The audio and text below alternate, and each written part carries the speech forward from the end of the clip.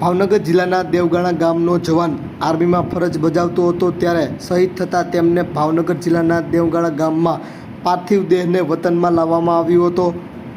છત્તીસગઢમાં નક્સલી હુમલામાં ભાવનગરનો જવાન શહીદ થયો હતો ત્યારે સિકોતેર તાલુકાના દેવગાણા ગામના મેહુલભાઈ સોલંકી જેઓ કોબરા કમાન્ડોમાં ફરજ બજાવતા હતા અને ફરજ દરમિયાન શહીદ થયા હતા ત્યારે આજે તેમના પાર્થિવ દેહના દેવગાણા ગામ મુકામે વતનમાં અંતિમ સંસ્કાર કરવા માટે લાવવામાં આવ્યા છે।